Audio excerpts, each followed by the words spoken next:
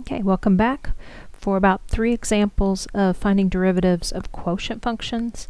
And the first quotient we're going to look at is r of x is the ratio of 3x minus 1 over x plus 2. Okay, maybe just a quick reminder, when we're taking the derivative of a function that is the quotient of 2 other functions, let's call it f of x and g of x, then the derivative of that quotient is another quotient where the denominator is g squared. Okay. And the numerator is a difference.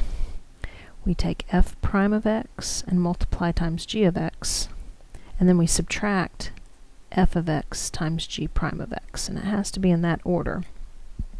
So the derivative of a quotient is a very special difference where the denominator is g squared. So if we're going to calculate r prime, the denominator of this derivative will be the quantity x plus 2 squared.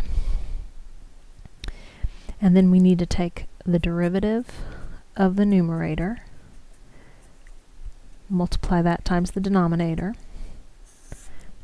and then we'll subtract the product where we leave the numerator alone, and then multiply by the derivative of the denominator, which is x plus 2. And the next few examples, I won't write out the Leibniz notation this way. I'll just go ahead. Now I need to take the action of taking the derivative of 3x minus 1, and that'll just be 3. I'll leave the factor x plus 2 alone, and subtract. Now I leave 3x minus 1 alone, and I take the derivative of x plus 2, which is just 1. And I don't forget to put down my denominator squared. Okay, and by inspection I can see that I'm going to have a linear expression here, and then I'm going to subtract another linear expression. So simplification shouldn't be too difficult. And when we distribute, we'll get 3x plus 6, and then we'll subtract 3x, and we'll subtract negative 1, giving us a plus 1 there on the end. And interestingly, the x terms add up to 0, and we're left with just a constant, or a 7 in the numerator. And there's our derivative. Okay, let's look at a little bit more difficult example, maybe a little more difficult. We still have a quotient function, but this time we have a quadratic top and bottom.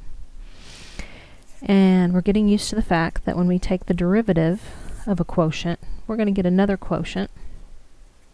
And the denominators are almost the same, except we have to square it in the derivative. So we've got a quartic in the bottom, but there's no need to expand that right now.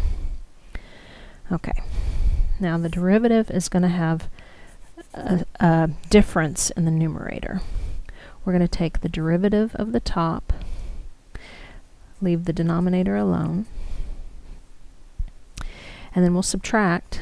We'll leave the numerator alone, and carefully take the derivative of the denominator, which we would get 0 minus 2x, or a negative 2x.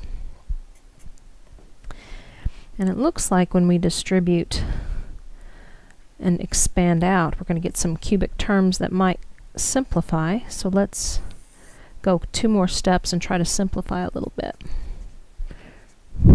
Okay, we still have the denominator 5x squared, the quantity squared, but now we have 10x minus x cubed when we distribute the 2x. And now I need to be really careful. I'm going to be subtracting negative 2x cubed, so that's like adding. And I'll be subtracting negative 6x, and that's like adding. So a negative times a negative will give us positive terms when we distribute. You might want to pause the video and check that. Now we don't get anything that adds up to 0, but we can simplify. The numerator is just x cubed plus, 16x? And later on, a person might want to factor that, and at most we would factor out an x, and then the resulting sum is prime so we couldn't factor that any further. But we want to have time for one more example, so let's move on. This one may look a little simpler, and it gives us an opportunity to work the problem two ways. Okay, so we have the quotient 1 over 1 plus x squared, and its derivative will have the denominator 1 plus x squared, the quantity squared. And now the numerator is going to be a difference. We take the derivative of the top, that's 0. Leave the bottom factor alone, and subtract the numerator times the derivative of the denominator. Well, 0 times anything is just 0, and 0 minus 2x will just give us the negative 2x in the denominator. I should say in the numerator.